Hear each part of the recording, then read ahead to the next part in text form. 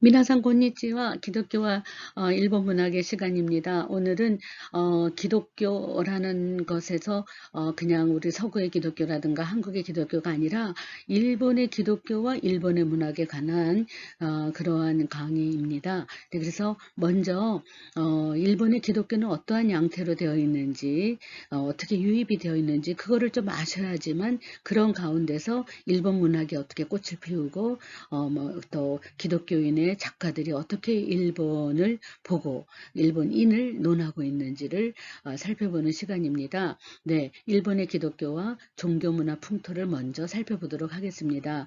일본은 현세 중심적인 사상을 가졌지요. 그래서 제가 쓴 논문의 자료입니다만 여러분들에게 소개하고 이거를 한번 읽어가도록 하겠습니다. 물론 워드 파일로 그 수업 자료를 올려놓긴 했습니다만 먼저 음성을 한번 들어보시면 조금 이해가 좀 더 낫지 않을까 생각합니다. 네, 현세 중심적인 일본인의 종교관을 살펴보면 일본의 근세라는 건 뭐죠? 네, 그저 교토에서 수도를 에도 동경으로 보내면서 에도 막부라 그러죠. 그래서 에도 막부는 1603년부터 명치유신이 일어난 1868년 265년간 도쿠가와 이에야스 도쿠가와 이에야스가 세운 그런 어떤 정치의 형태입니다만 그 시대를 근세라고 합니다. 그래서 일본의 고대, 중세, 근세는 그래서 265년간 1603년부터 1868년 265년간 완전하게 쇄국 정책이죠. 네, 도요토미 히데요시가 장군이었을 때 천하통일했을 때 너무나 이 나라 저 나라 침략을 너무 많이 해서 모든 그 백성이 이제 피폐해져서 이제 못 살겠다 이러니까 그저 도요토미 히데요시의 딸이 도쿠가와 이에야스의 아들하고 결혼하면서 며느리한테 도쿠가와 이에야스 너의 소원이 뭐냐 그랬더니 절대로 좀 싸우지 말고 전쟁을 안 하는 조건으로 내가 시집을 가겠습니다라고 했더니 도쿠가와 이에야스가 절대로 전쟁을 일으키지 않으마. 그래서 265년간 도쿠가와 이에야스의 그 정권이 계속 이제 대대손손 이어졌잖아요.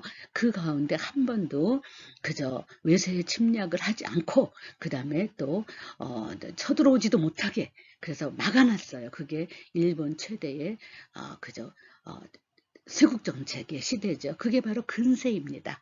네, 1603, 1603년부터 1868, 1868년, 265년간의 시대.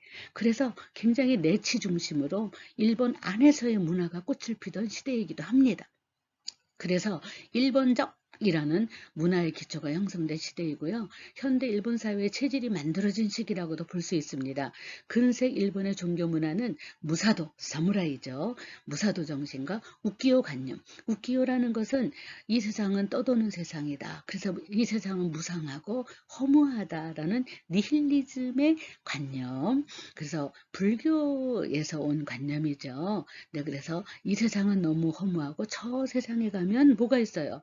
정토, 극락, 그제 극락, 정토. 네가 있다라는 그러한 관점을 가지고 네 문화적인 정서와 에도 시대 이 시대를 가지고 근세가 에도 시대라고 하죠. 에도 시대 네 1603에서 1868 꼭 외워두시기 바랍니다. 네 신불 습합 관계 그래서 신은 그저 신도 신사참배 그 다음에 불은 불교 그러니까 습합은 현대어로는 융합이라 그러죠. 서로 익숙하도록 이렇게 융합하고 돕는다라는 게 습합이죠. 이거는 종교 용어예요. 신불 습합 관계로서 일본인의 현세 중심적인 생각이 종교문화 정책으로 정착된 시기였다고도 할 수 있습니다. 야마우리 데츠오는 현대 일본인의 삶에서 종교성을 찾아냈는데 일본의 다종교적인 상황이 가지는 의미와 성격을 분석하고 그것이 서구의 종교 이해와 어떻게 다른지를 해명해 놓았습니다.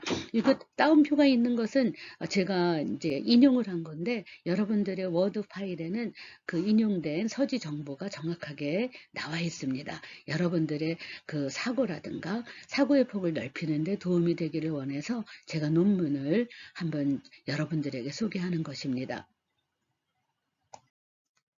네, 일본의 유명한 물리학자입니다만, 네, 데라다 도라히코, 데라다 도라히코는 1995년에 데라다 도라히코의 책을 고미야 도요 작가가 쓴 거예요. 그래서 데라다 도라히코는 1995년에 일본인의 자연관을 집필했습니다만, 그 에세이 속에서 서구의 자연은 비교적 안정되어 있는 반면에 일본의 자연은 상당히 불안정하고 때때로 예측할 수 없는 위협을 일으킨다.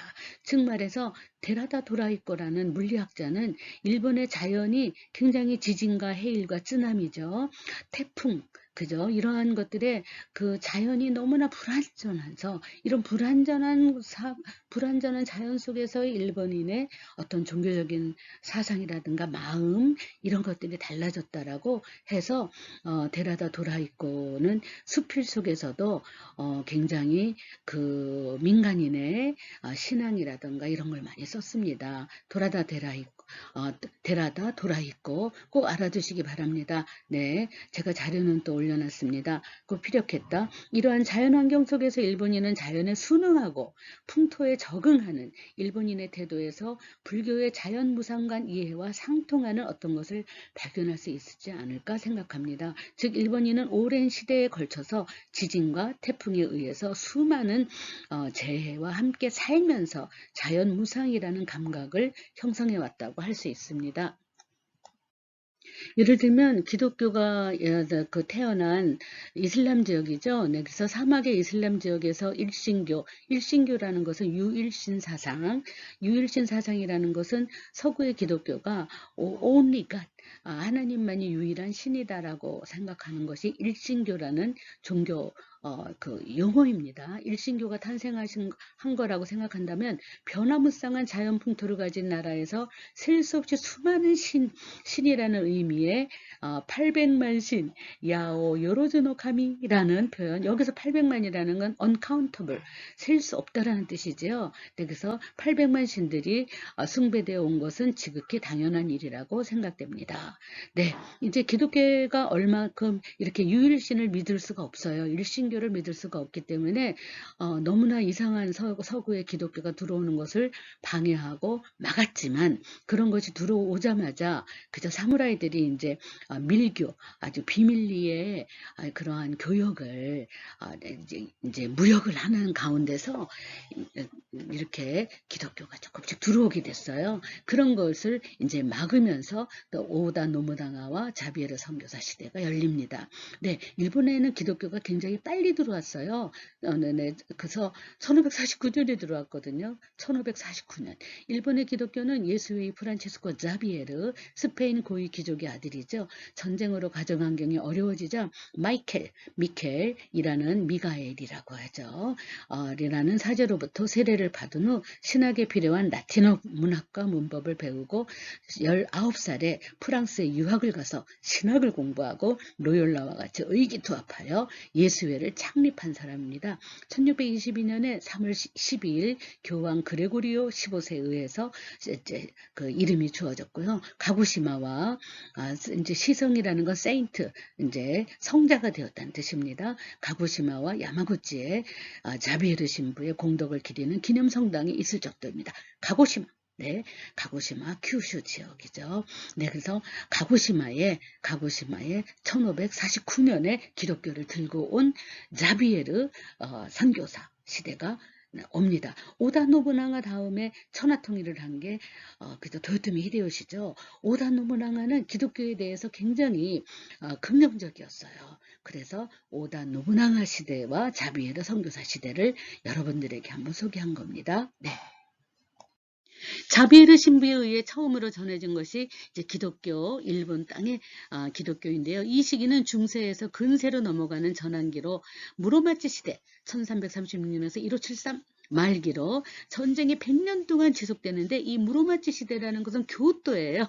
그 무로마치라는 그저 거리 이름이 있습니다. 도시샤 대학의 맞은편 맞은편 거리가 무로마치 그 길 이름이죠. 네, 그래서 도시사 대학이 바로 교토의 만나까 아주 중심에 한가운데 있는데, 바로 이 무로마치 시대라는 건 아주 그냥 전쟁 시대의 땅 따먹기, 이 무로마치 시대 말기로 전쟁이 100년 동안 계속되는 전국 시대, 춘추 전국 시대 이런 말 쓰잖아요. 아주 그냥 온 나라가 그냥 전쟁통이라는 뜻이죠. 였다. 전국 시대에 일본은 정치적으로 매우 혼란스러웠고 계속되는 내전으로 사회가 불안정했습니다. 기독교의 선교 활동은 각 지방에 영주가 있었죠. 봉건주의니까 권력에 의존하고 영주들은 무역으로 부를 축적했어요. 그래서 서구의 무기 수입과 정치적인 목적으로 선교사들을 보호하고 선교사 활동을 허락하였습니다. 그게 바로 큐슈. 큐슈라는 말은 그 땅덩어리가 9개의 섬으로 이루어졌다라는 뜻이지요. 네, 그래서 그 큐슈 지역의 가고시마를 통해서 자비에르는 예수의 적응주의, 어떤 선교를 하기 위해서는 그 땅에 적응을 해야 된다 하는 적응주의, 르네상스, 휴머니즘.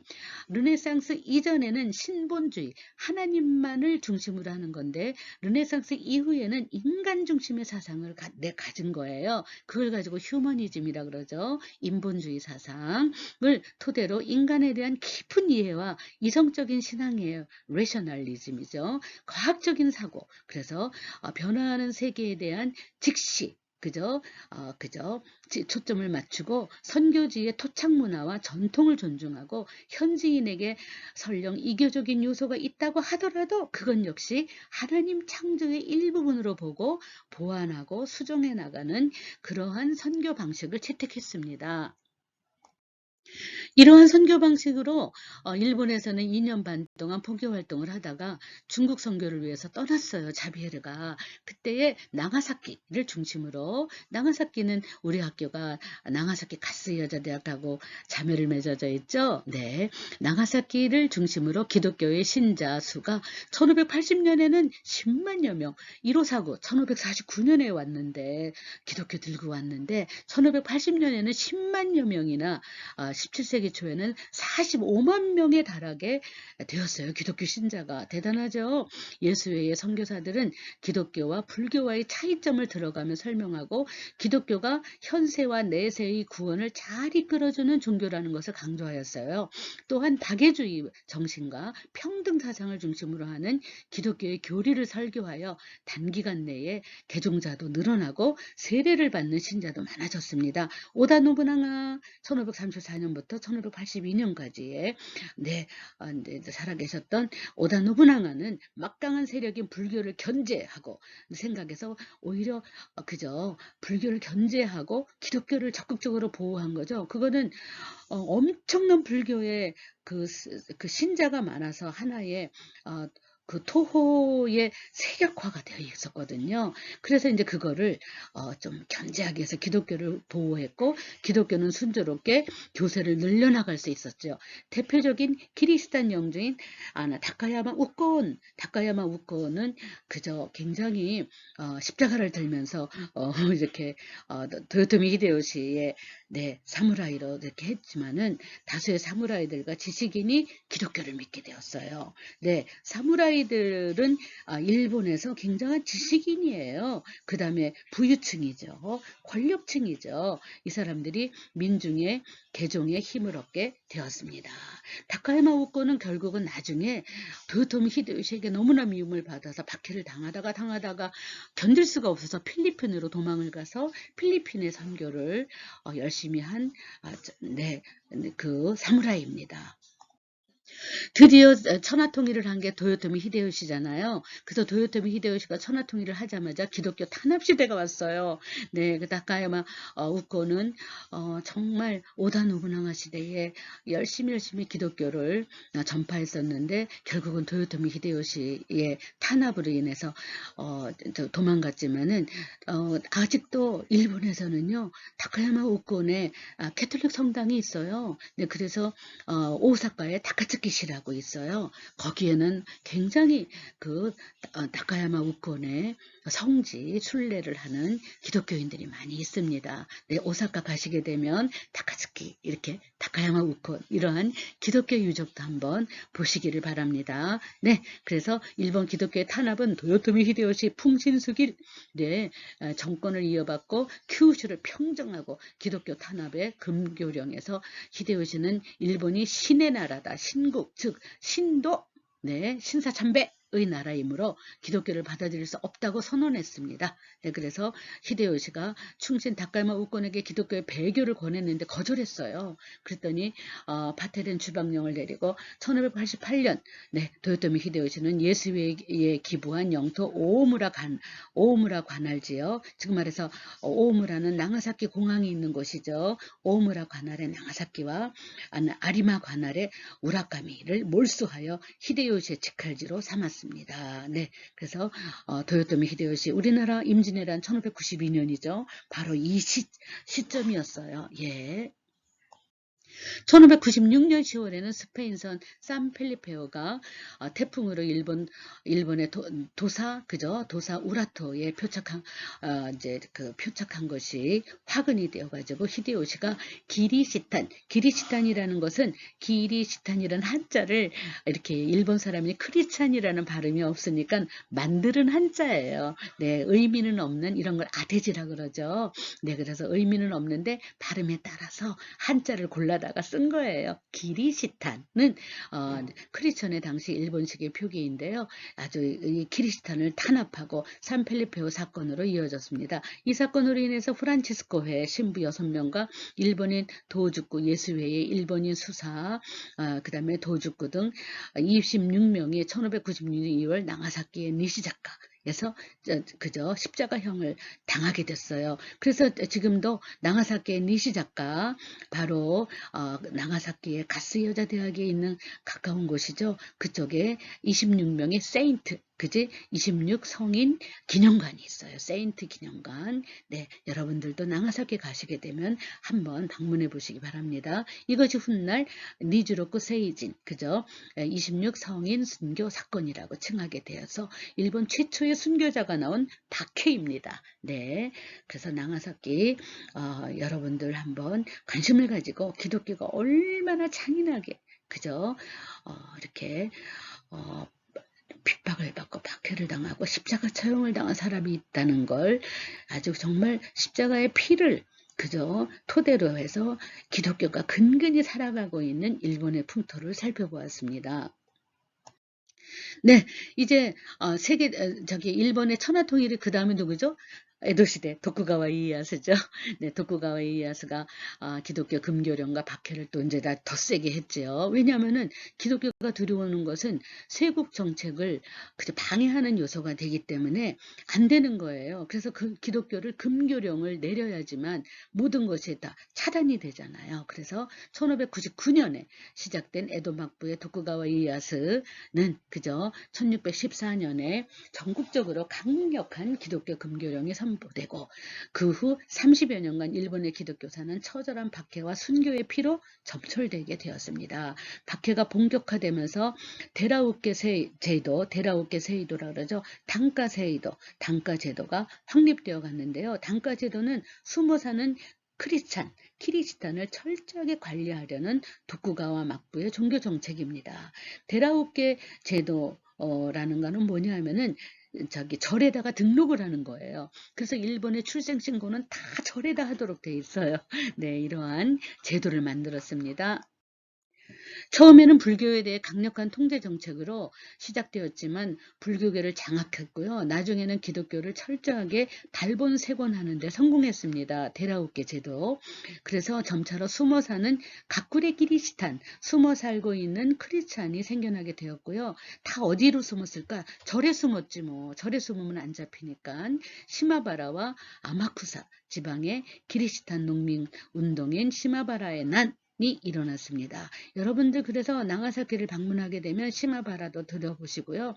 그 다음에 큐슈의 그저 아마쿠사, 가고시마에 있는 거죠. 그 지방을 가시면은요, 정말 기독교의 문화가 아주 그냥 굉장히 아주 곳곳에 나와 있습니다. 남아있죠. 네, 여러분들이 관심을 가지시고 좀 이렇게 생각해 주시기 바랍니다. 1549년 가고시마를 통해서 들어온 자비에르에 의해 전해진 가톨릭교는 1587년 도요토미 히데요시에 의해서 금교령이 선포되고 1638년 시마바라에 난 이후에는 도쿠가와 이에야스의 에도막부의 탄압이 그저 심하게 이루어졌던 기록이 남아있죠. 자, 이러한 그저 나가사키의 그저 기독교 탄압의 역사, 그 다음에 큐슈, 그 다음에 큐슈에서 어디지? 가고시마의 아마쿠사, 이런 것들의 기독교 유적들을 다녀보시면은요, 일본의 기독교가 얼마나 그저 뿌리를 내리기가 힘든 곳인지를 알 수 있습니다. 이런 것을 추적하여서 열심히 그저 탐방하여 가지고 소설을 쓴 사람이 엔도 슈사쿠인데요. 이 엔도 슈사쿠는 늪지와 같은 범신적인 종교 풍토 속에서 기독교가 뿌리를 내릴 수 없을 정도로 힘들었던 것을 쓰는 것이 바로 침묵이라는 소설이고 사일런스라는 영화입니다. 네, 이번 기회에 사일런스라는 영화도 감상하도록 하겠습니다만, 자, 이러한 것에서 분석한 것이 늪지와 같은 늪이란 말이죠. 늪지와 같은 범신적인 종교 풍토 와 일본의 기독교라는 거죠. 800만의 신의 신들을 섬긴다는 일본의 다신교적이고 범신적인 종교 풍토는 이 한 단어만으로도 일축하여 알 수 있습니다. 일본의 신들의 개념이라는 것은 신이 아니라 신들입니다. 카미가미. 그래서 서양의 신개념과는 달리 인격과 의지가 없는 존재를 신감이라고 부릅니다. 일본의 종교학자, 특히 일본의 신도를 연구한 국학자 모토오리 노리나가는 경이로운 것들을 신이라고 정의했습니다. 경이로운 존재들은 동물로는 호랑이, 원숭이, 뱀 등을 예를 들기는 하지만 경외심에 넋을 잃고 wrapped in aw죠. 아주 그냥 정신을 못 차리는 거죠. 경외심에 넋을 잃게 하는 것이나 공포의 감정을 일으키는 것들은 세상에 더 많이 있다. 일본인들이 신이라고 칭하는 것들은 의지나 인격도 없이 눈에 보이지도 않고 공중에 떠다니는 정령, 경이로운 것들 중에 하나로 여긴다. 이렇게 정의를 했습니다. 네, 이를테면 고대에는 바람도 요괴 중에 하나라고 여기고요. 산이나 들판을 지날 때 갑자기 오한을 느끼거나 몸져 눕게 되면 바람을 만났기 때문이라고 전하기도 합니다. 이처럼 경이로운 것들을 모두 요괴, 요가이라 그러죠. 요괴나 신으로 여기는 일본인들에게 신이란 셀 수 없이 많은 것이라고 하지 않을 수 없는 것입니다. 야오, 요로즈노, 가미라는 언어를 쓰지요. 태평양 전쟁 때는 일본의 천황제의 유일신 사상의 기독교는 천황제의 국가 간에 맞지 않는다는 이유로 억압을 당해왔습니다. 그래서 이제 명치유신이 일어나면서 메이지 유신이죠. 1868년에 명치유신 이 일어나면서 68년입니다. 1868 기독교 금교령이 해제됩니다. 그래서 메이지 정부의 기독교가 들어서게 됩니다. 기독교 금교령이 해제된 것은 1873, 1873년이므로 그때까지는 기독교 전파는 배관시되고 있었는데요. 그 이유는 메이지 정부, 메이지라는 것은 메이지 천황을 그죠? 천황을 모시면서 이제 정부가 들어선 거죠. 그래서 명치천황이라 그러죠. 명치천황. 여러분들이 동경 한복판에 가면은 아오야마 가쿠인가이 같고 아오야마 대학이 있고요. 학원 대학이 있고 그 앞으로 메이지 진궁 그죠? 명치 신궁이라고 있어요. 들어가 보세요. 엄청나게 명치천황을 신으로 모시면서 그 속에는 수많은 또 다른 조그만 신사들이 있어요. 네, 그래서 이렇게 명치천황을 천황으로 모시면서 새로운 정부가 들어선 것이 1868년부터 1911년까지인데요. 명치정부의 지도자들이 목표로 한 것은 일본을 근대국가로 만들고 부국강병 산업진흥을 추진하는 것에 있었고요. 그 추진을 위해서는 정신적인 지주를 천황제의 황리과 국가 신도 그저 신사참배 네, 야스쿠니 진자, 뭐 뉴스에 많이 나오잖아요. 네, 야스쿠니 진자, 국가 신도의 제정에 두었기 때문입니다. 사실은 야스쿠니 진자는 전쟁신을 모신 곳이에요. 전쟁을 일으키는 신. 그래서 전쟁에서 돌아가신 영혼들을 모시는 위령.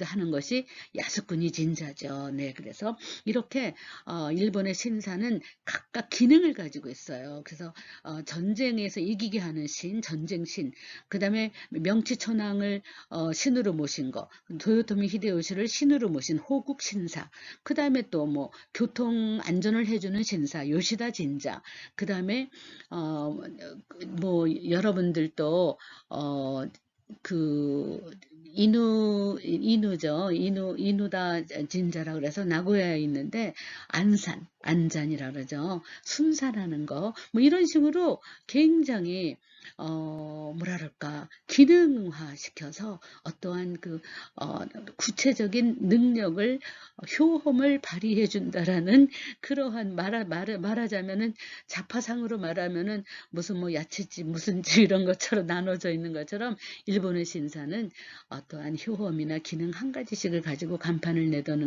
내걸은 것이 바로 네, 일본의 신사의 특징입니다. 야스쿠니 진자는 전쟁의 신이지만 여러분들이 교토에 가면 후심이 이나리 진자라고 있잖아요. 이나리는 벼도자인데 그죠? 이나리 수시 이나리라는 진자, 후심이 이나리 진자는 돈을 많이 벌게 해주는 그러한 신사잖아요. 네, 그래서 이렇게 여러분들께서 신사가 다 굉장히 독특한 기능을 발휘하는 것으로 이렇게 상업적이 되었다는 걸 알 수 있죠. 네. 네, 메이지 정부 이후에 1873년에 기독교 금교령이 해제됐잖아요. 그래서 기독교의 포교 활동이 성행하게 되었고요. 많은 청년들이 기독교의 문을 두드리게 됐어요. 그래서 기독교 청년들은 기독교의 사랑과 평등 사상을 기조로 한 인도주의를 휴머니즘이죠. 추구했고요. 그런 의미에서 메이지 시대의 기독교는 시대를 이끄는 하나의 혁신적인 사상으로 자리 잡았고요. 이 사상을 전하는 성서의 번역과 보급은 기독교 전파의 가장 우선적인 과제였던 것입니다. 니콜라이는 메이지 시대의 일본인들은 일본이라는 풍토 때문에 기독교를 진정한 종교로서의 기독교를 받아들이기 힘들었다고 판단했습니다. 니콜라이는 러시아에서 온 선교사인데요. 네, 톨스토이와 가장 아주 친했습니다. 톨스토이 잘 아시죠? 전쟁과 평화라든가 인간은 무엇으로 사는가라는 그러한 정말 휴머니즘, 인간의 도리, 인간이 살아가기 위해서는 하나님이 필요하던 굉장히 기독교 문학이죠. 톨스토이는. 근데 그러한 니콜라이는 톨스토이에게 일본의 기독교가 정말 불모지대라는 것을 톨스토이에게 전할 정도로 굉장히 애쓴 그러한 네. 선교사입니다. 이 니콜라이가 명치시대에 열심히 선교를 해봤지만 일본인들은 기독교를 신앙으로 받아들이기 전에 철학이나 사상으로 받아들이고 기독교의 사상이 얼마나 일본의 국가를 근대화시키는데 중요한 사상인가를 깨닫게 되어서 결국은 신앙화가 되지 못하고 하나의 종교로서는 인정되지만 사상으로 정착하게 된 것이 너무나 잔냉데스네. 그죠? 안타까운 일이다라고 톨스토이에게 보고를 한 그러한 기록이 있을 정도로 니콜라이는 열심히 방방곡곡 정말 맨발로 뛰어다니면서 전도를 한 결과 보고서를 제가 읽어본 적이 있습니다만 이렇게 기독교 종교로서 진정한 종교로서의 기독교로 받아들이기가 힘든 풍토가 아니었나라고 나중에 기록을 했습니다. 오로지 국가의 문명 개화를 향한 목표 달성의 수단이 된 기독교는 실천적인 향상의 정신무장인 것으로 이해가 되고요. 당시 기독교를 수용한 일본인들은 니콜라이가 볼 때는 지극히 머리가 좋고 왜냐하면 사무라이 이래서 지식인들을 통해서 기독교가 들어왔기 때문에 그들에게는 정말 머리가 좋고 교육적이고 도덕적인 신자들이었다고 보고서가 나와 있습니다. 그들이 기독교를 통해서 배운 사회적인 가치는 자유의 가치로서 정치적으로는 자유민권운동이라는 사업을 구상하는 가치로 전락하였고 열광적이라고까지 할 정도로 성급하게 외국의 문물이라든가 서양의 문물 무엇이든지 달달 외우려는 필사적인 일본인들의 메이지 초기의 지식인들이었습니다. 사실은요. 셰익스피어 전집이 1893년에 셰익스피어 전집이 다 번역이 되었거든요. 그거 보면은 일본 사람 사람들이 기독교를 받아들이면서 기독교 문학에 뭐 엄청난 서구 문학을 다 번역을 하면서 네, 여러분들이 철로역정이라는 그러한 책을 읽으신 적이 있을지 모르겠지만 이러한 철로역정, 존 번연의 철로역정도 굉장히 많은 사람들이 번역을 했어요. 버전도 다양합니다. 네, 그래서 이렇게 네, 굉장히 계급 사회였던 것에서 자유의 가치를 찬양하게 된 것으로 기독교가 오히려 신앙보다는 어떠한 그 사상으로 자리 잡게 되었다는 거죠. 그래서 유럽의 모든 과학기술 의학이나 국가 경영 양식도 그대로 서구 유럽의 모든 것들을 그대로 옮겨 심으려는 그러한 일본인들의 바로 메이지 초기 지식인의 일본인, 이 지식인 일본인들이 받아들인 기독교. 어떤 형식이라도 서구 사상의 기본인 기독교를 수용하면서 서구의 철학과 사상을 받아들이고 국가 경영의 기초를 세웠으리라고 사료됩니다. 선교사들은 기독교에서 무엇보다 중요한 것이 종교적인 감정이라고 생각하여서 찬양을 통한 예배의식, 리터지 등 인간의 종교적인 감정에 호소하는 예배의례를 일본인들에게 전달하려고 많이 노력했죠. 이런 노력을 가장 많이 한 게 러시아 정교를 가지고 와서 전도를 열심히 한 니콜라이 선교사입니다. 결국 메이지 초기 일본인 기독교인들은 합리주의자들이 많았고요. 국가 경영의 기초를 다지기 위한 기독교 사상을 흡수하기 위한 것이었고요. 상당히 논쟁적이고 실천적 기독교를 원했을 뿐 예배의식이나 종교적 정서에는 메말라 있었다고 할 수 있습니다. 네, 그래서 실천적 기독교라는 건 뭐냐면 기독교의 성경을 읽어보니까 근면과 정직하고 남을 속이면 안 되고 이러한 기독교 윤리적인 것을 사회의 윤리를 만들어서 그것을 아주 기독교 사상을 기초로 사회의 시스템화를 했다는 거죠. 네, 그래서 실천적 기독교라는 표현을 씁니다. 네, 19세기 말 프로테스탄티즘과 퓨리탄 사상은 우찌무라 간저와 같은 열정적인 종교가 우찌무라 간저는 일본의 최초로 아주 기독교의 사상과 그 다음에 목사님으로서 아주 굉장히 또 문학적인 조예도 깊고 성경을 읽어서 성경 속에서 은혜를 받아서 성경에서 말하는 인간이 되어야 된다. 그래서 아주 그냥 집집마다 방문 전도로 성경 공부와 전도에 힘이 열심히 했죠. 네, 그래서 이 전도에 힘입어서 인텔리 청년, 당시의 인텔리 청년들은 대부분이 동경대나 와세다나 이런 대학의 국문과, 영문과, 불문과 이런 데를 다니던 사람들인데요.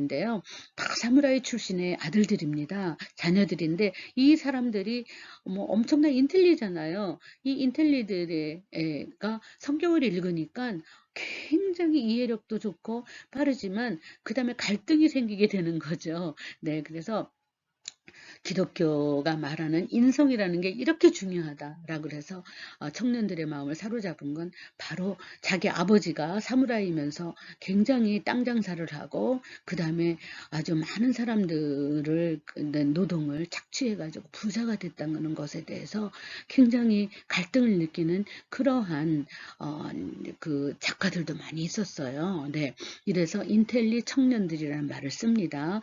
국가주의에 갇혀서 개인이 무시되던 메이지 초기에 개체성의 개인을 강조하는 기독교 사상은 청년들에게 국가 집단의 속박으로부터 벗어나고자 하는 수단으로 삼았습니다. 여기에 이제 뭐 기타무라 토호코쿠라던가 아주 그 개인을 강조하는 기독교 사상이 너무나 매력적이어 가지고 결국은 그 갈등 속에서 자살하게 된 그러한 청년도 있었지만 이렇습니다. 메이지 시대의 기독 청년들은 퓨리턴 사상, 퓨리터니즘, 여러분들이 존 번연의 철로역정, 아마 교양 과목에서 기독교라든가 또 기독교의 개론이라든가 이럴 때 소개받았을지 모르겠고요. 또 기초 영어에서 기독교 문학을 다루던 곳에서 옛날에는 존 번연의 퓨리턴 김진경 교수님의 강의 속에 있었는데요. 영어과 김진경 교수님 강의에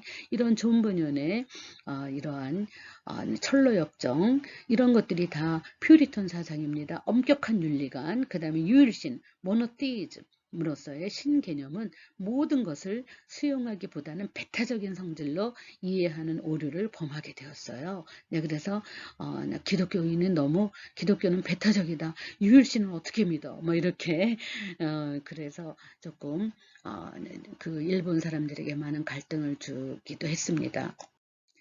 사실은 우리가 말하는 기독교라는 것은 진정한 기독교라는 것은 창조주, only God, 유일신, 창조주 하나님께 자신의 죄를 고백하고 죄 사함을 받고자 하는 열망과 구원의 기쁨의 종교적인 정서가 빠져서는 성립이 되지 않습니다만 일본의 기독교는 사무라이를 통해서 오기 때문에 죄를 짓지 않아요. 사무라이는 자기가 칼잡이로 동네에 뭐 여러 가지 잘못된 사람은 사무라이가 다 처치해도 돼요. 그렇기 때문에 사람을 죽여도 죄의식이 없어요. 그리고 너무나 그 인텔리에 또 저기 부자라서 남의 물건을 훔칠 일이 없어요. 그렇기 때문에 죄에 대한 인식이 없어요. 그래서 죄를 인식할 수가 없어요. 그러니까는 죄 사함을 받는다. 죄를 고백한다. 쯔미노 고쿠하쿠. 죄를 고백? 이게 의식이 없는 거죠. 그래서 기독교의 죄를 고백하는 것에 대해서 엄청나게 그 고생을 하는 기독교입니다. 일본의 기독교는. 네, 이러한 사무라이를 통해서 있는 자들, 지식인을 통해서 들어온 기독교의 어떠한 그저 딜레마이기도 하죠. 이런 관점에서 볼 때 메이지 초기의 일본인들의 기독교 수용 양상은 참된 기독교 신앙 수용에까지 이르지 못한 것이라고 판단됩니다. 어떤 면에서는 일본이라는 풍토에는 진정한 기독교가 뿌리를 내리기 어려운 풍토이고 잘 어울리지 않는 종교로 여겨졌을지도 모르겠습니다. 기독교를 처음 접하게 된 일본인은 상류층으로서 지배자 권력층의 사무라이 가문의 지식층으로 임으로써 그들은 무엇보다도 서구 문명을 추구하고 따라잡으려는 목적으로 기독교를 수용한 일면이 없지 않다고 봅니다. 메이지 초기의 지도자들은 기독교를 피상적으로 구름 위에 뜬 기분으로 받아들이고 오직 문명과 실리 추구와 일본 사회의 형상을 지향하는 지식인들로 신분이 높은 지도자들의 자녀들이 상당히 많이 기독교 신자들이 되었던 것입니다. 네, 자녀들이라는 말이 나왔는데요. 실제로 명치유신이 1868년에 오픈되었지만은 그 이전부터 이와쿠라 사절단이라 그래서 사무라이 중에서도 기독교를 받아들였던 사무라이들이 해외 시차를 나갔어요. 백몇십 명이 배를 타고 그 가운데에 아들 손자가 다 같이 탄 거예요. 그래서 꼬마가 뭐 그저 10살 때에 가서 그 딸아이를 데리고 더 이렇게 다 다니다가 이제 돌아오는데 그 돌아와서 거기다가 조기 유학을 한 거죠. 미국에서 공부시키고 이렇게 여기 영국에 놔두고 오고 막 이런 식으로 해가지고 그 사람들이 돌아와가지고 기독교 대학을 많이 세웠습니다. 기독교 학교를. 그래서 일본에는 사실은 굉장히 많은 기독교 학교가 있어요. 뭐 260 몇 개가 있죠. 네. 그래서 이렇게 일본 땅에 대학의 그저 하나의 건학 이념으로 기독교를 전파하는 수단이 된 것이 또 일본 기독교의 하나의 특징이라고도 할 수 있습니다. 네, 그래서 여러분들께서 일본의 기독교가 뿌리 내리지는 못하지만 그래도 굉장히 애쓰고 그런 풍토 속에서 기독교가 아직도 살아남아 있다라는 것을 좀 가엾게 보시고 네, 일본을 좀 분석하고 그 일본을 이해하는 하나의 계기가 되기를 바랍니다. 자, 교와 고꼬마 되시마쇼. 아리가또 고자이마시다.